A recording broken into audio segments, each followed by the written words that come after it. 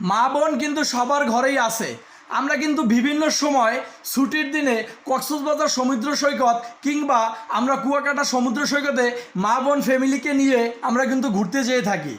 আর কুয়াকাটা কিংবা কক্সবাজারে গেলে সমুদ্রে গোসল করব না, সেইটা তো আর হয় না। যখনই আমরা এইভাবে সমুদ্রে গোসল করতে নামি তখন কিন্তু কিছু অসাধু ভিডিও ধারণকারীরা থাকে, যারা এইভাবে মা বোনদের বিভিন্ন শরীরের অঙ্গ এরা যে এইভাবে ভিডিও করে ফেসবুকে ছেড়ে দেয়। আসলে গোসল করতে নামলে মানুষের হয়তো এইভাবে কাপড় চোপড় ঠিক রাখা একটু কষ্টকর হয়ে যায়।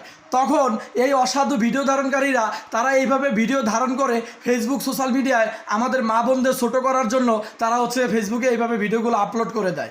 তাই আপনাদের এই ভিডিও দিয়েই আমি সতর্ক করতে চাইতেছি, আপনারা আপনাদের ফ্যামিলি সন্তান নিয়ে যদি কখনো এইভাবে বিচে গোসল করার জন্য নামেন তাহলে একটু ভালো পরিধান করবেন, ভালো পোশাক পরিধান করবেন, যার কারণে আপনাদের এই অঙ্গ প্রত্যঙ্গটা দেখা যাবে না।